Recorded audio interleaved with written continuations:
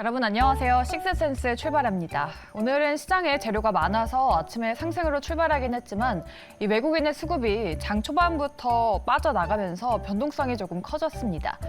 코스피는 2,500이 깨지면서 1% 넘게 밀리기도 했고요. 또 이런 시장에서는 개인이 수급을 방어하는 것도 한계가 있는 것 같습니다. 코스닥은 2%가량 밀려나는 흐름을 보여줬습니다. 오늘은 재료가 많았다고 말씀을 드렸는데 이런 시장에서도 이슈가 나오면서 움직였던 테마들이 있었죠. 오늘 장을 복귀해 보면서 내일 장 준비해 보도록 하겠습니다. 오늘은 이화진 과장 그리고 이주호 본부장 모셔보도록 할게요. 두 분 안녕하십니까? 네, 시장이 매일 오를 수는 없지만 이렇게 많이 하락하면 좀 걱정이 되긴 하네요. 네, 조금 걱정스럽긴 하죠. 아, 힘내봐도 됩니까? 저희 뭐 힘을 내시라고 네. 말씀을 드려야겠죠. 좋습니다. 내일 장을 어떻게 준비해 봐야 될지 두 분과 많은 이야기 나눠보도록 하겠습니다. 먼저 오늘 장 이야기 나눠볼 키워드 먼저 만나보고 오시죠. 네, 오늘은 미국발 이슈가 많았습니다. 내일 열릴 한미 정상회담 수혜 섹터 찾아보도록 하고요. 또 이 미중 분쟁 가운데서 새우 등 터지는 그 섹터, 마지막으로는 넷플릭스의 투자 소식에 움직였던 콘텐츠 관련주 체크해 보도록 하겠습니다. 네, 지금 윤 대통령이 미국에 도착을 했고 국빈 방미 일정을 시작했습니다. 여러 가지 이야기가 오갈 텐데 어떤 이야기가 도출이 될지 또 우리 경제에 얼마나 긍정적인 효과를 가져다 줄지 이목이 집중되고 있습니다. 일단 시장에서는 수혜 섹터가 어느 쪽으로 갈 것이냐 여러 가지가 거론이 되고 있는데 지금은 뭐 방산이나 원전 쪽이 수혜받을 거다라는 전망이 많이 나오더라고요. 네. 수혜 섹터 성과를 기대해 볼 만한 섹터 어느 쪽으로 보세요? 일단 뭐 첫 번째는 좀 원전이 되지 않을까라고 생각을 하고 있고, 물론 그동안 이제 웨스팅하우스와의 관련된 뭐 이슈가 또 있었고, 그런 부분들은 뭐 이번에 한미 정상회담이나 관련 이슈로 인해 가지고 조금은 이제 일단락 좀 될 것으로 보이고 있습니다. 어느 정도 좀 조건부로 변경을 해서 같이 좀 나아가지 않을까라고 생각을 하고 있고, 그 와중에 또 폴란드에서도 지금 원전 관련해서도 언제든지 좀 계약할 수 있다라고 지금 계속 얘기를 하고 있는 만큼, 물론 거기도 좀 조건부가 나와 있죠. 실제로 49%에 대한 지분을 요구를 했던 부분이 있고, 우리나라 한수원에서도 조금은 부담은 여기는 것으로 보이고는 있습니다만은 향후와 이와 관련된 부분도 아마 조금 가시화될 것으로 보이고 있습니다. 결국은 이번 한미 쪽에서 나오는 뭐 웨스팅하우스와의 관계에 따라서 시장이 더 본격화될 것으로 보이고 있고, 물론 지금 폴란드, 체코 쪽에 대한 원전에 대한 수준은 계속 이야기가 나오고 있습니다. 물론 우리나라 기준뿐만 아니라 2020년 이후에는 지금 중국 쪽으로만 지금 원전이 계속 가시화되고 있는데, 만약에 여기서 우리나라가 본 수주를 만약에 얻게 된다 그러게 되면은 그동안 이번 정권에 대해서 사실 원전에 대한 정책적인 이슈가 계속 있었습니다만은 사실 크게 뭐 시장을 이끌어가지는 못했었거든요. 결국에는 2009년에서도 이제 바라카브 원전도 그때 본 사업 수주 이후에 이제 주가들이 대부분 큰 폭으로 상승을 했던 만큼, 만약에 이번에도 이제 폴란드나 이제 체코 관련 원전에 대한 이슈가 그런 웨스팅하우스에 대한 리스크가 없어진다 그러게 되면 충분히 원전 쪽으로는 한번 기대를 해봐도 되지 않을까 생각하고 있습니다. 원전주도 뭐 정상회담 낙수 효과로 인해서 한수원 IP 분쟁 해결 기대감도 커지고 있고요. 또 실적 증가도 가능할 거라는 전망이 나오고 있죠. 우리 본부장님은 지난주에 자동차 섹터를 얘기를 하면서 중요한 거는 한미 정상회담에서 어떤 얘기가 조금 해결이 될지 어떤 얘기가 나올지가 중요하다라고 하셨고 그때 보고 나서 매수해봐도 늦지 않다라고 하셨거든요. 지금 추격 매수 타이밍입니까? 제가 봤을 땐 지금 가도 될 것 같고요. 오늘 현대차 실적이 너무 잘 나오면서 지금 사실 자동차 부품주들이 장 후반에 좀 많이 올라왔거든요. 근데 결국에는 지금 한미 정상회담에서 얘기 나올 것들이 뭐 여러 가지가 있겠지만, 제가 저번 주에도 말씀드렸다시피 결국엔 그 보조금 관련해서 어떻게 해소를 할 거냐. 지금 윤 대통령님도 방문을 하셨지만 현대차 정의선 회장도 지금 미국에 간 상태예요. 그러면은 거기서 이제 보조금을 받기 위해서 우리나라에서 어떻게 대응을 할 거고, 그러면 미국에서 원하는 요구 조건은 뭐며 우리가 어떻게 해결할지가 얘기가 나온다고 한다면, 지금 현대차 실적을 바탕으로 해서 시장이 오늘 많이 빠졌음에도 불구하고 자동차 부품주 막판에 좋은 흐름 보인 것이 앞으로 추가 상승 동력이 될 것이다. 저는 이렇게 보고 있거든요. 그래서 일단은 그 자동차 섹터 관련주들 좀 주목해서 보셨으면 좋겠고, 사실 실적이 잘 나올 거라고는 예상을 했는데 일단 컨센서스보다 이렇게 더 좋게 나올지는 몰랐거든요. 그렇기 때문에 그 부분을 봤을 때 지금 한미정상회담 진행되는 과정 지켜보시면서 자동차 부품주들, 자동차주들, 관련주들 관심 가지시면 좋을 것 같습니다. 네.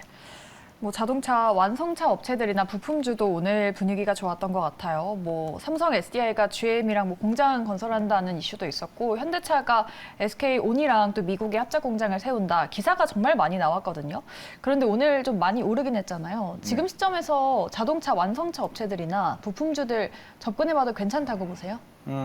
아직까지는 뭐 저는 접근해도 굉장히 괜찮다고 생각을 하고 있고 현대차, 기아 같은 경우도 가장 중요한 시점이 아닌가 생각을 하고 있습니다. 이제 아직까지는 도요타나 다른 완성차 업체들이 사실 본격적으로 이 시장에 들어왔다고 아직 생각은 안 하고 있고 현대차 그룹 자체가 빠르게 이제 북미 시장을 지금 진입을 하고 있는 만큼 물론 GM이나 포드 다음으로 지금 빠르게 시장 점유율을 계속 늘려가고 있는 만큼 결국에는 결국에는 중장기적으로 봤을 때는 이제 미국이나 이제 다른 해외 국가들 같은 경우도 현대차나 이런 품질 경영, 뭐 서비스까지 어느 정도 다 갖춰본 사람으로서는 그런 소비자들이 본격적으로 현대차, 기아차에 대한 뭐 우수성에 대한 부분을 좀 인정을 하고 그러게 되면은 그런 부분들이 계속 이제 꾸준하게 계속 판매고로 좀 이어질 것으로 보이고 있습니다. 그런 측면에서는 향후 보조금 측면도 굉장히 좀 기대를 해봐야 되는 부분이기 때문에 한번 지켜봐도 괜찮지 않을까 생각하고 있습니다. 네. 뭐 두 분 다 자동차 섹터 한미 정상회담의 수혜를 받을 수 있고 움직임이 나올 수 있다고 의견을 주셨고요. 과장님은 또 원전주를 수혜주로 말씀해 주셨는데 본부장님은 이 외에도 좀 성과를 볼 수 있을 만한 섹터 어떤 게 있다고 보세요? 저는 뭐 원전 하면은 또 신재생 에너지 쪽 그리고 ESS 쪽 봐야 된다고 생각하고 있고요.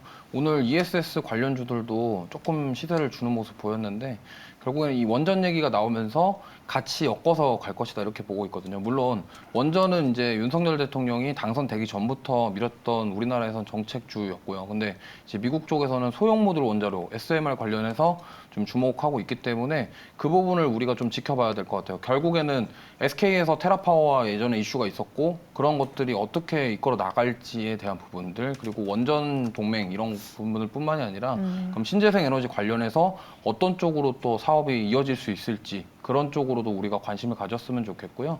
그리고 역시나 이제 한미 정상회담 할 때마다 이슈가 나오는 그 북한 도발 네. 그래서 미사일 발사 이런 가능성도 있기 때문에 그 부분에 대해서 북한 도발 관련해서 방산 관련주까지 움직일 수 있기 때문에 지금 이번 주에 한미 정상회담 진행되는 중간중간에 계속적으로 그런 쪽들은 우리가 관심을 가져주셨으면 좋겠습니다. 네. 한미 정상회담에서 어떤 이야기들이 나올지 우리 두 분께서는 뭐 원전주, 방산주, 신재생 에너지 여러 가지 섹터를 언급해 주셨습니다. 이러한 종목들이 수혜를 얼마나 어떻게 받을지는 조금 지켜봐야 될 부분인 것 같습니다. 한미 정상회담에 대한 이슈를 들어봤고요. 다음은 반도체 짚어보도록 하겠습니다. 이 미중 분쟁 관련해서 자꾸 새우등 터지는 소식들이 들려오고 있죠. 바이든이 한국 정부에게 요구를 했습니다. 뭐 중국이 마이크론을 제재하면은 삼성이랑 하이닉스도 중국에게 반도체를 팔지 말라. 그러니까 미중 무역 분쟁이 격화가 되면은 중국을 돕지 말라라고 하는 건데 우리가 좀 난감해지는 뉴스 아닙니까? 네, 맞습니다. 우리나라 같은 경우는 꾸준하게 지금 무역 수지가 적자가 나오고 있는데 물론 그 중에서도 대중 무역 수출에서도 이제 반도체 비중이 워낙 큰 만큼 만약 여기서 이제 중국에 수출을 안 하게 되면은 사실 지금도 안 좋은 상황에서 과연 더 안 좋아질 수 있나? 결국엔 그러면 우리가 미국에 그런 조건을 제안을 했을 때 그럼 우리에게도 좀 줘야 되는 부분이 어떤 부분도 좀 조건부에 대한 좀 합의도 있어야 되는 부분이 아닌가 생각을 하고 있기 때문에 사실 뭐 이번에 감산을 통해 가지고 좀 2분기에 대한 실적도 어떻게 보면 그냥 좀 기대를 좀 하기가 힘든 만큼 좀 추가 감산 얘기도 서서히 나오고 있고요. 그리고 이제 사파이어 레퓨지도 5월 달부터 양산할 예정인데 그의 고객사인 마이크로소프트도 여기에 따라서 지금 수요 물량을 오히려 더 줄이는 모습을 보이고 있습니다. 그만큼 오히려 상반기에는 이런 반도체에 대한 수요 자체가 아직까지는 살아나는 모습이 쉽게 안 나오는 모습이 있기 때문에 이런 미국과 중국과의 싸움 속에서 이런 시장 자체가 좀 살아나지 않는 부분이 있기 때문에 그래서 좀 쉽게 삼성전자가 좀 강한 상승 요즘에 좀 못 오르고 있는 게 아닌가 생각을 하고 있기 때문에 과연 이번 바이든 정책에 따라서 아니면 거기서도 또 우리에게 줄 수 있는 뭔가에 따라서 또 시장이 또 바뀌지 않을까 생각을 하고 있기 때문에 지금 당장에 좀 매수세로 좀 접근하기보다는 조금 이런 추이들을 좀 지켜봐야 되지 않나 생각하고 있습니다. 여기에 끼지 말라는 게 결국은 미국이 우리가 나중에 다시 팔 거니까 한국은 팔 생각 하지 말라 이게 아닌가 싶은데 점점 이 미중 무역 분쟁 중심에 우리가 좀 휘말려 가고 있는 것 같아요. 아무래도 이제 2차 전지부터 시작해서 반도체 관련해서 우리나라가 어쨌든 IT 강국이기도 하고 그러다 보니까 미국에서 저는 좀 견제를 하고 있다 이렇게 생각하고 있고요. 결국에는 미국에서 IRA 법안도 사실 제가 말씀드렸지만 미국을 위한 법입니다. 결국에는 그러면 미국은 미국을 위한 뭔가가 진행이 돼야 되는데 어쨌든 중국을 제재함으로써 우리나라가 반사이익을 얻을 것이라는 걸 알고 있고 하필 네. 공교롭게 또 한미 정상회담 있는 중간 전에 바로 그거를 얘기를 하면서 사실 우리나라 입장에서는 되게 난감해진 상황이고요. 그럼 결국에는 이 부분은 이제 정치나 외교적으로 좀 풀어야 되는 부분인데 네. 이게 이제 이번에 윤석열 대통령과 그 경제 사절단들 가서 어떻게 해결을 하고 올지 좀 지켜봐야 되겠고요. 사실 이거는 단기적으로 어떤 해소가 되기는 좀 어렵다라고 이렇게 보고 있습니다. 그래서 좀 시간이 많이 걸리는 문제일 거고 다만 이제 저는 이제 이 반도체 중에서도 지금 중국이나 이런 쪽에 수출에 대한 부분, 실적의 모멘텀에 대한 부분은 조금 부족하고 어쨌든 해소가 조금은 길어질 수 있겠지만 네. 지금 엔비디아가 계속 신고가 랠리를 펼치고 있고 다시금 AI 관련주들, AI 챗봇 관련해서 지금 올라오고 있거든요. 반도체 중에서도 AI 쪽은 조금 더 시세를 줄 수 있지 않을까 빠르게 이렇게 생각하고 있습니다. 네. 오히려 AI 반도체 쪽으로 보자라고 말씀해 주셨어요. 근데 반도체 다운 사이클의 저점이 일단은 작년 말쯤으로 확인이 된 건 맞겠죠?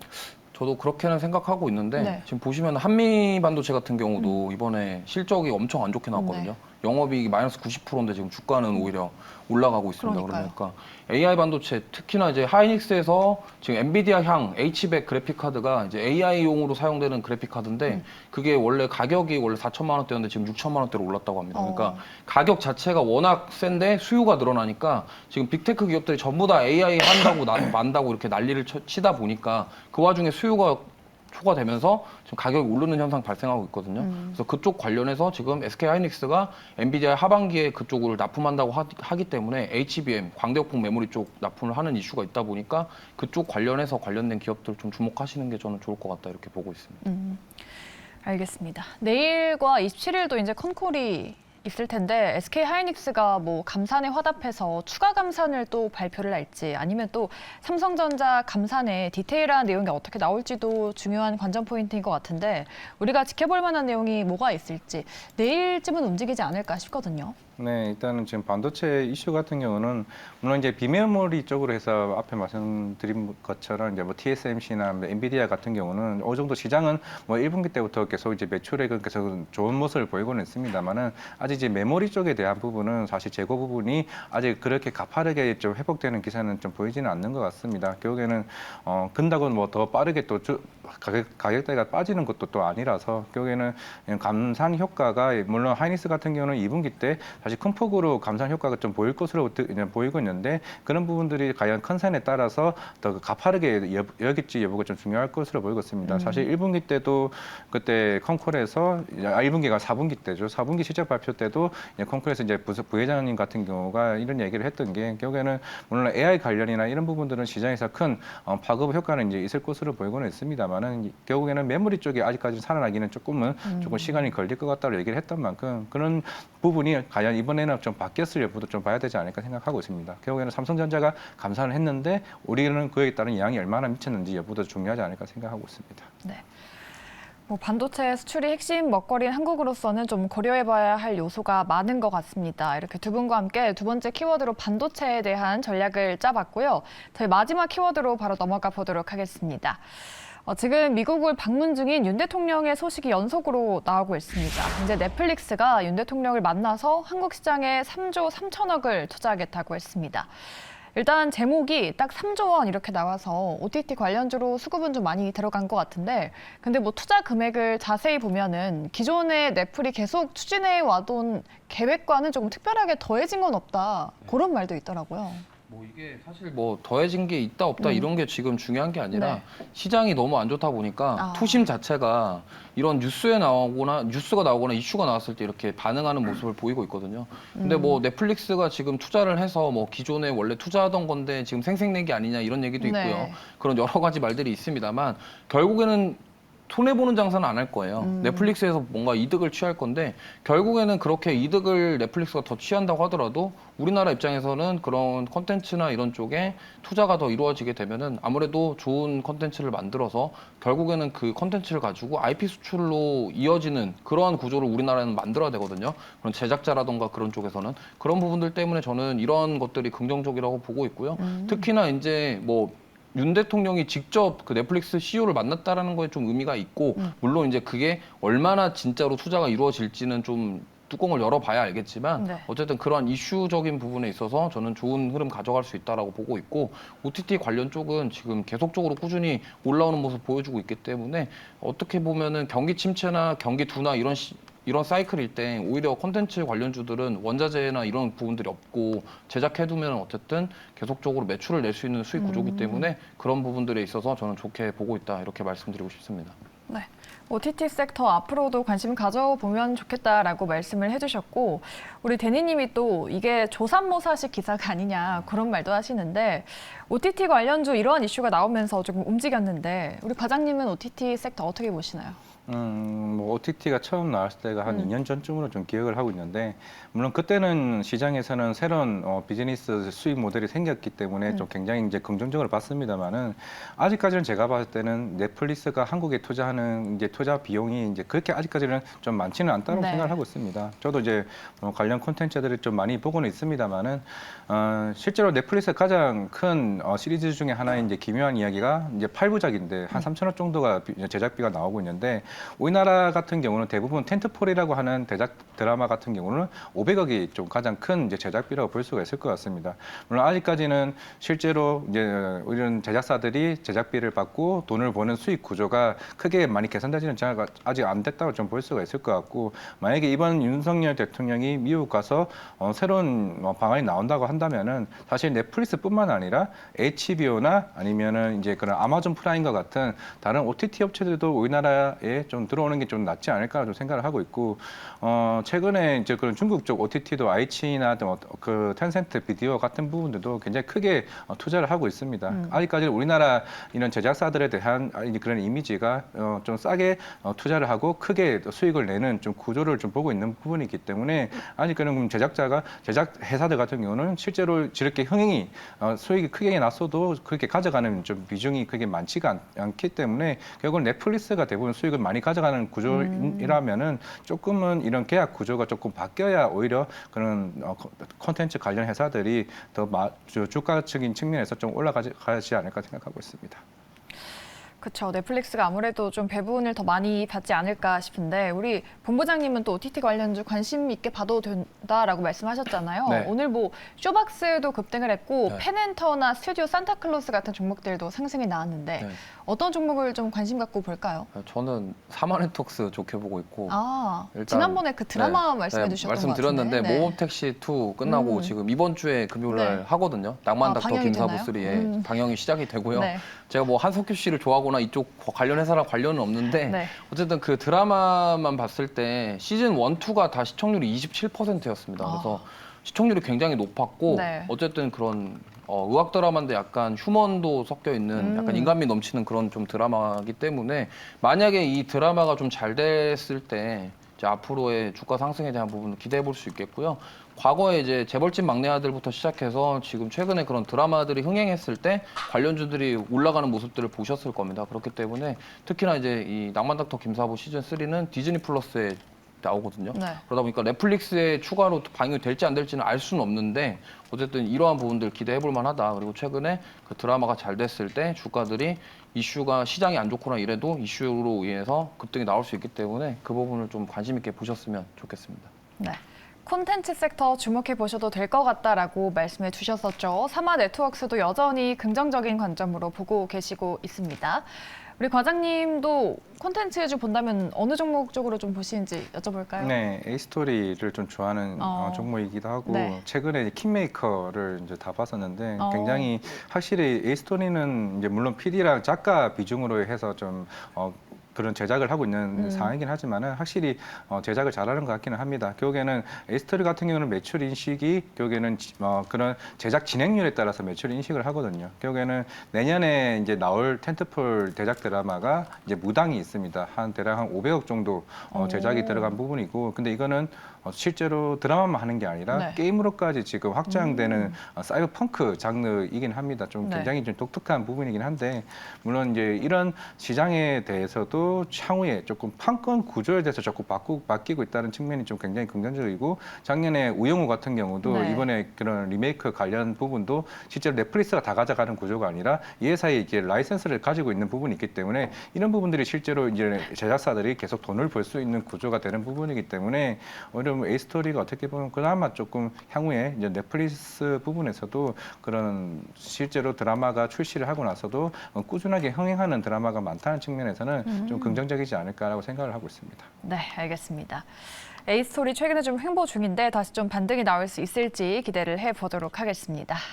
이렇게 오늘 시장에 재료가 많았던 만큼 다양한 이야기 들어봤고요. 더 자세하게 종목들의 이슈와 주가 전망을 파헤쳐 보도록 하겠습니다.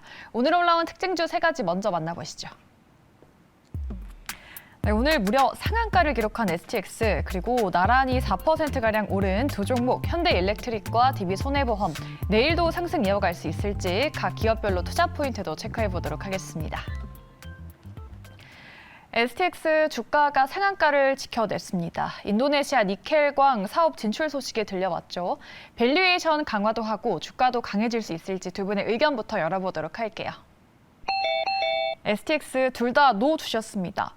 모멘텀에 비해서 과하게 급등이 나온 걸까요? 일단 제가 한 달 전에 예스 한번 해가지고 지금 80% 가까이 올랐거든요. 네, 그때 좋습니다. 이제 좀 제가 봤을 때는 추가 상승 여력이 있다라고 말씀을 드렸고, 네. 근데 지금 니켈이랑 니켈 광산이랑 그다음에 방산까지 엮여가면서 지금 최근에 주가가 급등하는 모습 보였어요. 근데 사실 지금 어쨌든 이런 외부 이슈들 소화하면서 급등이 나온 건 맞습니다만 지금 시장 자체가 너무 불안하기도 하고요. 사실 10,000원대를 도달하기 얼마 남지 않았거든요. 그래서 여기서 이제 차익 실현 매물이 욕구가 좀 커질 것이다 이렇게 보고 있습니다. 왜냐하면 어쨌든 뉴스에 주가가 오르게 되면은 그만큼 급하게 또 조정을 받을 수가 있기 때문에 그 부분에 있어서 우리가 주의를 해야 된다 말씀을 드리겠고, 과거에 지금 10,000원대 주가가 좀 과거 좀 크게 보시면은 거기가 약간 좀 저항대 영역으로 볼 수도 있거든요. 그렇기 때문에 지금 어쨌든 주가가 여기서 더 올라갈 수도 있겠습니다만 저는 어쨌든 만약에 차익 실현 욕구가 커지고 좀 조정을 받을 가능성이 있기 때문에 보유하고 계신 분들은 비중을 좀 줄이셨으면 좋겠고요. 만약에 신규로 접근하려고 하신 분은 오히려 좀 조정을 받았을 때 들어가는 게 좋을 것 같다. 좀 이렇게 말씀드리고 싶습니다. 한 달 전쯤에 예스를 두셨다는 점 찝어두셨고요. 뉴스에 팔아라라는 격언을 좀 적용시켜주신 것 같습니다. 과장님도 조정 시 신규 접근 부분에 대해서는 어떻게 생각하세요? 이번은 뭐 인도네시아 관련해서는 작년에도 이거 보니까 이제 니켈 관련해서 뭐 지분 1% 보유했던 게 부각이 되면서 상한가 간 적이 한 번 있었고 결국에는 니켈 강산 쪽에 대한 조금 수혜로 시장에서 좀 보고 있는 것 같습니다. 이 회사 같은 경우는 좀 밸브 만드는 회사이기도 하지만은 최근에 니켈 쪽으로 좀 시장이 좀 관심을 받고 있고 그만큼 2차 전지 배터리에 대한 뭐 시장이 워낙 이제 뜨겁다 보니까 그만큼 이런 니켈이나 이런 리튬이나 결국 좀 한정적인 제한 원자재 관련 이슈이기 때문에 향후에 일단 조인트 벤처로서 지금 합작 회사를 이제 설립을 할 것으로 보이고 있고 향후 이제 매출을 얼마만큼 이제 땡기냐 여부에 따라서 저 추가적인 상승 랠리를 할 수는 있겠습니다만은 그 부분도 좀 진척되는 여부가 좀 봐야 되지 않을까 생각을 하고 있고 물론 이런 종목들 같은 경우는 어느 정도 시장에 대해서 좀 인지를 하고 있고 만약에 추가적인 조정이 나온다라고 가정을 하고 그에 대한 매출에 대한 부분들이 2026년이나 지금 2027년에서 시장에 계속 얘기가 하고 있기 때문에 실제로 그런 부분을 어느 정도 시기를 좀 따지고 나서부터 매출에 대한 밸류를 정해야 어느 정도 주가가 더 상승할 수 있지 않을까 생각하고 있습니다. 알겠습니다. STX에 대해서는 두 분께서는 보수적인 의견으로 일치가 된 것 같습니다. 저희 다음 종목은 현대일렉트릭 보도록 할 텐데요. 1분기 실적 호조죠. 오늘 리포트가 쏟아져 나왔습니다. 이제 수주와 호황이 이제 시작인지 두 분께 여쭤보도록 할게요. 현대일렉트릭에 대한 두 분의 의견은 예스로 일치가 됐습니다.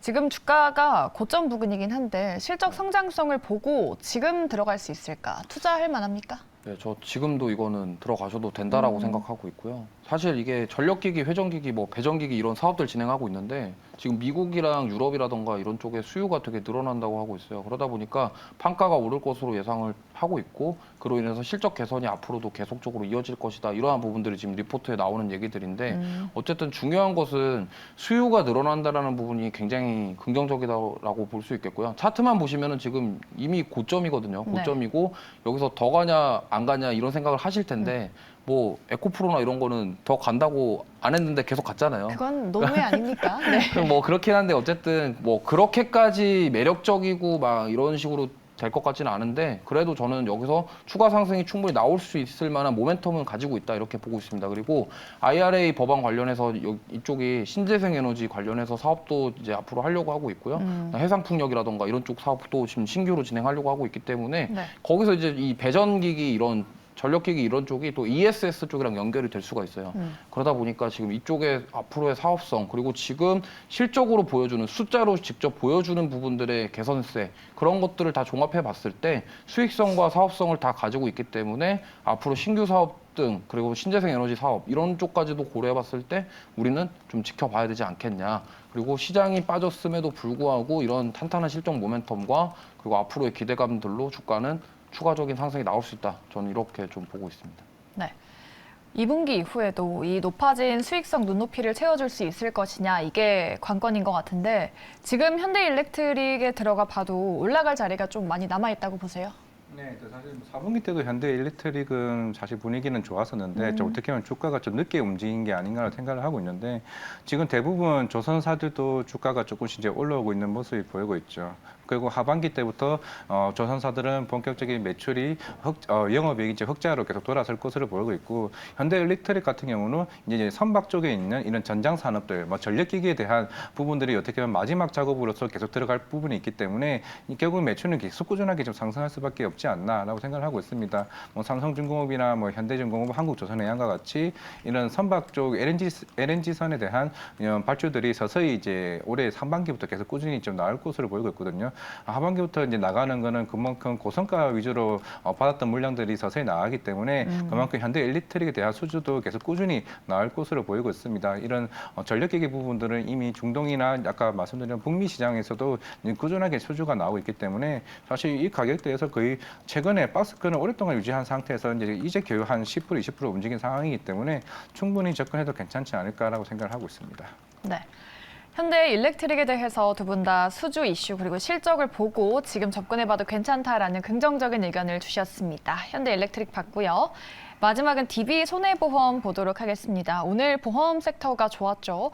올해 자동차 보험 영업 흑자 달성 기대감에 상승했습니다. 실적 기대가 많고 지금 들어가 봐도 될까요? 두 분의 의견입니다. DB 손해보험에 대한 의견은 갈렸습니다. 어느새 고점까지 왔어요. 지금 들어가도 될까요? 일단은 뭐 최근에 보험사들 삼성화재도 그렇고 DB손해보험도 그렇고 굉장히 주가가 좋은 흐름이 있는데 네. 물론 올해 1월 1일부터 바뀐 이제 IFRS 이제 17일이 이제 전환이 되게 되면서 좀 회계상으로 굉장히 좀 긍정적인 모습을 일단은 보이고 있죠. 결국에는 이제 DB손해보험 같은 경우는 이제 CSM이라고 해서 이제 계약 서비스 마진 자체가 좋아지게 되면서 이런 매출이나 영업이익 자체가 계속 이제 크게 확대되는 모습을 일단 보이고는 있습니다. 결국에는 이제 본업이었던 자동차 이제 보험에 대한 이제 매출도 어떻게 보면은 자동차 시장이 이제 서서히 살아나고 있다는 측면에서도 올해 좀 기대를 해봐야 되지 않을까라는 생각을 하고 있고 그에 대한 효과를 어떻게 보면 시기적으로 굉장히 좀 좋아지지 않았나. 왜냐하면은 이게 작년 1월 1일부터 시행하려고 했었는데 이게 1년이 연기가 되면서 올해 초부터 이제 회계 방식이 바뀌게 되게 되면서 1분기 때부터 실적이 반영될 것으로 보이고 있는데 여기에는 이제 자동차 손해보험이나 이 관련된 보험에 대한 수들이 올해 자동차 판매량이 늘어나게 되고 그에 대한 소비자도 늘어나게 되면은 좀 효과가 조금 그에다가 극대화되지 않을까 생각하고 있습니다. 네. 최근에 뭐 자동차 사고 건수나 발생 손해액이 최고로 늘었다고 하는데 그런데도 지금 영업 부분 흑자가 기대가 된다고 합니다. 이러한 실적 기대감에도 불구하고 노를 두신 이유가 뭘까요? 일단 오늘 52주 신고가를 경신을 했는데 네. 이게 일단 좀 부담스럽거든요, 사실. 지금 앞서서 에코프로 말씀하시지 근데 않으셨습니까? 에코프로는 진짜 노네고요. 이거는 정말 노네고 네. 일단 이 손해보험 쪽 같은 경우 저는 좀 앞에서 다 말씀을 하셔가지고 한 가지 말씀드리면 일단 다음 주에 FOMC 회의가 있지 않습니까? 그렇기 때문에 기준금리가 지금 어쨌든 25bp 가능성이 높은데 지금 금리 인상과 더불어서 저는 이렇게 생각합니다. 이제 시장에서는 금리에 대한 부분은 다 이제 반영이 되고 있다라고 저는 이미 보고 있어요. 그렇기 때문에 우리가 봐야 될 거는 그럼 결국엔 이제 경기 침체냐 아니냐, 그리고 경기 침체가 왔을 때 그럼 연준에서 어떻게 대응을 할 거냐에 대한 부분이거든요. 그렇기 때문에 어쨌든 금융업 관련해서는 FOMC 그런 회의 이후에 정말 그런 정책의 방향성에 따라서 영향을 굉장히 많이 받습니다. 그러다 보니까 그러면 저희가 이제 봐야 될 부분은 저는 이거라고 생각해요. 기준금리를 25bp 인상을 했는데 그럼 이제 앞으로 오랫동안 동결을 할 것이냐 아니면 금리를 인하를 할 것이냐 이 부분에 대해서 연준이 어떤 목소리를 내는지 저희는 봐야 된다고 생각하고 있고요. 만약에 이제 금리를 동결시킨다 그러면 이제 요번에 인상하고 앞으로는 금리 동결이다 이러면은 사실 이제 그러면 연준에서 이런 말 하겠죠. 물가가 생각보다 감소되는 속도를 봤을 때 네. 많이 좋아지고 있고 그럼 우리가 굳이 금리를 안 올려도 된다. 이렇게 말하는 게 베스트 시나리오인데 만약에 올해 안에 금리를 인하하겠다라고 얘기를 하게 된다고 한다면 원래 기존의 연준은 올해 안에 금리를 인하한다고 한 적이 없어요. 파월 의장 나와가지고 네. 단 한 번도 올해 금리 인하 안 하겠다라고 했는데 지금 만약에 금리 인하를 급하게 얘기가 꺼낸다라는 이유는 결국엔 경기 침체에 대해서 연준이 경계한다라는 거거든요. 그러면은 FOMC 회의 이후에 그런 연준 의장이라던가 이런 것들이 얘기가 나왔을 때 이쪽에 저는 오히려 수급이 이탈하는 그런 결과가 나올 수 있다 이렇게 보고 있기 때문에 어쨌든 저는 지금 52주 신고가고 네. 더 올라갈 수도 있겠지만 다음 주 FOMC 회의 이 기준을 두고서 우리가 지켜봐야 될 것이다 이렇게 좀 보고 있습니다. 네, 알겠습니다. DB 손해보험까지 두 분과 함께 오늘장 나왔던 이슈들 자세하게 파헤쳐 봤습니다. 많은 도움 얻어가셨으면 좋겠고요. 두 분은 여기서 보내드리도록 할게요. 지금까지 이주호 본부장 그리고 이화진 과장과 함께했습니다. 두 분 오늘 말씀 고맙습니다.